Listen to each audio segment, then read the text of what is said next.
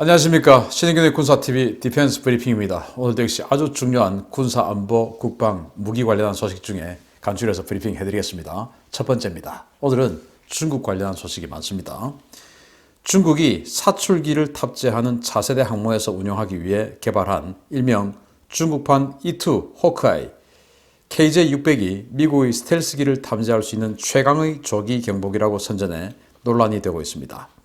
중국이 자체 기술로 개발해 최근 시험 비행을 시작한 최신형 조기 경보기 KJ-600, 쿵징-600이 원거리에서 미군의 스텔스 전투기를 탐지할 수 있다고 인도의 유라시아 타임스와 중국의 신랑 군사망이 2월 3일 보도했습니다. 이 매체들은 익명의 소식통을 인용해서 지난 2월 3일 오전 시안 상공에서 KJ-600의 시험 비행이 있었으며 이 기체는 미국의 E2와 유사한 형상으로 개발되어 중국의 차세대 항공모함에 탑재될 것이라고 전했습니다. 재미있는 것은 이 조기 경보기의 성능에 대한 설명인데요. 이 매체들은 KJ-600이 중국제 고성능 능동 전자주사식 위상 배열 레이더, 즉 에이사 레이더를 탑재해서 미국의 스텔스 전투기를 원거리에서 탐지할 수 있다고 주장하고 있습니다. 이 조기 경보기에 탑재되는 에이사 레이더는 중국의 전투기용 에이사 레이더인 KLJ-7의 기술을 응용해 개발된 것으로 중국은 이 레이더가 500km 이상의 탐지 거리는 물론 200에서 300km 이상의 원거리에서 F-22나 F-35를 탐지할 수 있다고 주장하고 있습니다. 이러한 수준의 성능이라면 미국의 최신형 함재 조기 경보기 E2D 어드밴스드 호크아이를 능가하는 수준인데요. 과연 중국 주장대로 세계 최강의 스펙을 가진 조기 경보기가 나올 수 있을지 지켜봐야 하겠습니다.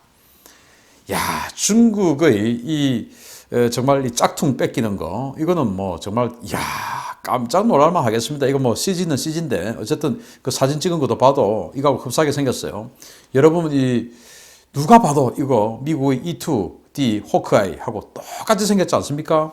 이 비행기의 이 기수 부분, 이 헤드 부분부터 이 수직 미까지, 그리고 엔진 형상, 이 모든 부분, 그리고 이 전체적인 레이아웃, 모든 부분이 이 E2 호크아이하고 똑같은데, 그러니까 미국이 이제 중국 보고 지적재산권 지키라고 그렇게 야단을 치고 흥분을 하는 것이죠. 야, 이렇게 뺏겨가네요.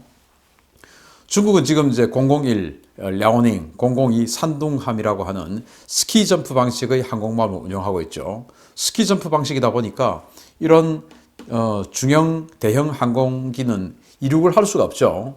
그래서 지금 001 랴오닝과 002 산둥함에서는 Z8 헬기에다가 대형 헬기죠. 거기에다가 이제 레이더를 붙여서 조기 경보 헬기로 운영하고 있습니다. 그런데 조기 경보 헬기는 아무래도 한계가 있죠. 그래서 003형은 바로 이 사출기가 붙어 있는 재래식 슈퍼 캐리어죠. 그래서 003형의 운영을 하기 위해서 이렇게 고정익 조기 경보기를 개발을 했는데, 문제는 이제 이 미국의 호크아이를 그대로 뺏겼다는 것인데, 자, 그러면 뭐 뺏긴 건 뺏긴 거고, 어쨌든 성능에 대해서 홍보를 하는데 500km 거리에서 탐지할 수 있다라고 하는 거예요. 지금 자기네들이 전투기용 레이더로 쓰고 있는 KLJ-7, 그게 한 250km 탐지하는 레이더인데, 그거에다가 이제 위상 배열 소자를 더 집어넣어가지고 탐지 거리를 늘렸겠죠. 그래서 500km까지 탐지할 수 있다. 저는 뭐 500km는 탐지할 수 있다고 생각해요. 기술도 발달했고 덩치도 크니까. 단지 이제 어떤 분의 성능이 어느 정도인지 모르겠지만. 그런데 500km를 탐지할 수 있다. 그런데 주로 이렇게 500km 탐지할 수 있다라고 이야기하는 것은 대형 항공기에 대해서 이렇게 하는 거거든요. 왜냐? 성능을 좀 극대화시켜서 이야기해야 폼이 좀 나니까. 자, 그러면은 항공기라고 하는 것은, 전투기라고 하는 것은 전투기의 덩치 또 레이더 반사 면적에 따라서 엄청 다르죠. 예를 들어서 우리 한국 공군만 하더라도 F-16의 레이더 반사 면적과 F-15K의 레이더 반사 면적은 엄청 다르죠. F-15K는 F-16보다 2배가 넘습니다. 그러니까 F-16을 탐지할 수 있는 탐지거리보다 한국 공군의 F-15K를 탐지할 수 있는 탐지거리는 훨씬 더 멀리서 볼 수 있겠죠. 덩치가 워낙 크고 레이더 반사 면적도 훨씬 더 크니까요. 그런데 이제 여기서 500km라고 하는 것은 대형 전투기, 그러니까 F-15K급을 저는 이야기한다고 확신합니다. 그런데 세상에 그런 대형 전투기를 500km에 탐지하는 레이더가 어떻게 F-22 정도는 한 200km에서 F-35 정도는 300km에서 탐지한다? 이게 말이 됩니까 이게? 반 이상에서 탐지한다? 무슨 그건 스텔스입니까? 스텔스도 아니죠. 차라리 라팔이나 유로파이터 같은 세미 스텔스, 그리고 한국이 앞으로 개발할 KFX 같은 세미 스텔스를 한 2, 300km에서 탐지한다 라고 하면은 뭐 그럴 수 있겠다라고 생각되는데, 아예 진짜 스텔스기인 5세대 스텔스 전투기를 자기네들 최대 탐지 거리가 500km인데 그걸 절반 이상에서 F-35 같은 0.001제곱미터밖에 안 되는 RCS를 탐지할 수 있다라고 이야기를 하니까, 그러니까 중국 보고 뻥쟁이라고 하죠. 그래서 아무튼 남의 거 무지막지하게 뺏기는 이런 도덕성, 그리고 아무 말이나 그냥 하면 되는 줄 알고 그냥 아무 말이나 뱉어버리는 뻥쟁이 같은 이런 허풍, 그러니까 까보중이죠. 그래서 까보중인 중국, 부디 제대로 성능 구현 안 되기를 바랍니다. 자, 두 번째 소식인데 조금 희소식이기도 하면서 의외의 소식, 그리고 또 어떤 면에서는 조금 더 불안한 소식이기도 합니다. 중국 항공모함 이야기인데요. 중국 최초의 원자력 추진 항공모함으로 계획되었던 004 항공모함의 건조가 사실상 중단 상태라는 미 의회 조사국의 보고서가 나와 주목됩니다. 이 항모를 건조할 돈이 없다는 것이 미 의회의 분석입니다. 중국이 막대한 예산과 자원을 들여 개발해온 차세대 원자력 추진 항공모함 004형이 현재 예산 문제로 건조가 중단된 상태라고 미 의회 조사국이 최신 보고서에서 밝혔습니다. 미 의회 조사국 CRS는 현지 시각으로 지난 1월 27일자로 발행한 중국 해군 현대화 연례 보고서에서 중국은 001형 랴오닝, 002형 산둥에 이어 재래식 대형 항공모함인 003형, 그리고 원자력 추진 항공모함인 004형을 개발해왔다 라며 004형의 경우 예산 문제로 건조가 중단된 것으로 보인다 라고 평가했습니다. CRS는 중국이 개발 중인 004 항모는 10만 톤급 이상의 배수량을 가진 슈퍼캐리어이자 사출기를 가진 캐토바 방식의 항모로 기획됐다 라며 중국은 이러한 항모를 개발하려 했지만 경제적인 이유로 현재 개발이 중단된 상태다 라고 명시했습니다. CRS는 중국은 004 항모를 중단한 대신 075형 상륙함을 기반으로 사출기를 장착해 대형화시킨 076형 상륙함을 개발 중이다 라며 중국이 중단된 004형 항모 사업을 지속할지는 지켜봐야 한다 라는 입장을 내놓았습니다. CRS가 보고서를 통해 밝힌 전망이 사실이라면 중국은 원자력 동력을 탑재하는 초대형 항모 대신 4, 5만 톤급의 중형 캐토바 항모를 다수 건조하는 방향으로 해군력 건설 계획을 변경한 것으로 보이는데요.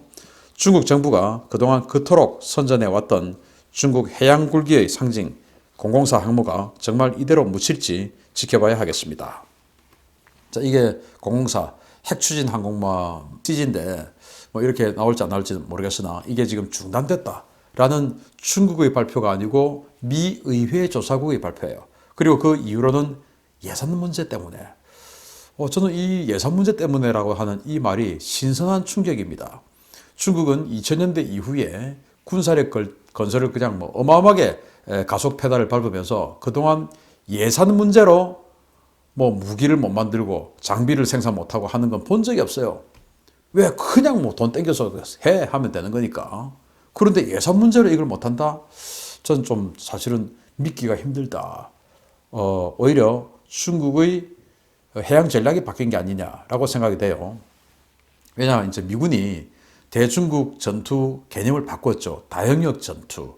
그래가지고 육군의 로그파이어스 같은 이 중장거리 지대함 타격 무기 이런 것들을 다량으로 이 중국의 제1도련선상에 쫙 배치를 해나가기 때문에 이제는 이 대형 함정으로는 견딜 수가 없는 상황이 되었다. 그러면은 한 바구니에 모든 과일을 다 담아버리고 그 바구니 깨져버리면 과일 다 터져버리는 거 아닙니까? 그래서 미국의 배틀포스 2045 계획을 보니 거기도 슈퍼캐리어는 지금 숫자보다 좀 줄이고 그 대신 4, 5만 톤급의 경항모를 한 6척으로 늘리는 계획을 가지고 있으니까 우리 중국도 저렇게 가자라고 생각을 한 것 같아요. 그래서 075형 상륙함, 그게 이제 한 4만 톤 되는 상륙함인데 미국의 와스프, 아메리카 이런 거하고 비슷한 덩치고 개념도 비슷해요. 이제 그 075 상륙함에다가 상륙 능력을 없애고 거기다가 이제 사출기 장착해서 미국이 지금 배틀포스 2045에서 하고자 하는 4, 5만 톤급 사출기형 경항모 그런 걸 우리가 하자. 그러면 이제 이 004형 이거 중단하고 그 예산을 07로 상륙하면 그러니까 076형 경항모에 투자하자라고 전략을 바꾼 게 아닌가 생각이 됩니다. 그래서 제가 이제 경항모 이러니까 그럼 우리 한국 해군도 경항모 하지라고 하실 수 있는데 여기 경항모 개념하고 우리하고 좀 달라요. 사출기가 들어간다는 겁니다. 미국과 중국은 우리도 사출기를 넣어야 돼요. 제가 항상 주장하는 게 사출기입니다. 그래야 F-35B가 아니고 능력도 떨어지고 돈만 비싼 유지비만 비싼 F-35B가 아니고 F-35C를 넣을 수 있고 그리고 정말로 협동 전투 MD까지 이렇게 작전 투입할 수 있는 고성능 조기 경보기도 탑재할 수 있는 이런 능력이 돼야죠. 해군의 뭐 어제 보니까 뭐 해군이 경항모 세미나하고 하던데 그게 또 말도 안 되는 소리 막 나오대요. 그 어떤 교수님이 F-35B 가격을 대당 1,200억 원이라고 이야기하는데 말이 안 되죠. 대당 1,200억 원은 그거는 뭐 완전히 순수 기체 가격, 깡통 기체 가격만 이야기하는 거고 프로그램 코스트로 사면 지금 영국이 48대 샀는데 대당 2,800억 원에 샀습니다. 싱가포르는 지금 대당 2,300에서 2,400억 원에 협상 중에 있습니다. 그런데 무슨 싱가포르보다 우리가 반값에 산다고요? 싱가포르가 바보입니까? 말이 안 되죠. 그런데 지금 어제 세미나에서 그런 이야기하면서 경항모 만세하고 있는 겁니다. 그거 아닙니다. 이런 거는 사출기를 넣어야 돼요. 사출기를. 자, 그래서 중국이 그런 경항모 체제를 그래서 이 큰 대형 항모 핵추진 대형 항모 하나를 하는 그 예산으로 경항모를 서너 척을 하는 그 방향으로 가는 것이 아니냐. 왜냐? 여기는 이제 원자력 추진을 넣어야 되니까 이 개발이 또 만만치 않죠. 그래서 075형 이 재래식 상륙함에다가 사출기 집어넣어서 그렇게 하려는 것이 아니냐라는 생각을 해요. 아무튼 중국의 해양 전략이 바뀌는데 정말 이 슈퍼캐리어를 보면 정말 위용이 끝내주겠죠. 그렇지만은 이 슈퍼캐리어 001 랴오닝 그리고 이제 산둥 그리고 003형 세척 플러스 경항모 우리하고 다른 프랑스의 샤를 드골 정도 되는 그 덩치의 경항모 중형 항모죠. 그거 이제 한 서너 척을 가는 중국 해군이 그려지는데 어쩌면 우리 입장에서는 더 무서울 수도 있다라는 생각이 듭니다. 우리가 만들려고 하는 경항모로 간다면 좀 박수 쳐줘야죠. 제발 그렇게 가라라고. 우리가 또 그렇게 한다고 하니까 중국 입장에서 그래 바보들 제발 그렇게 해라 라고 생각하고 있겠죠. 아무튼 중국 해군 소식 알려드렸습니다. 마치겠습니다. 감사합니다.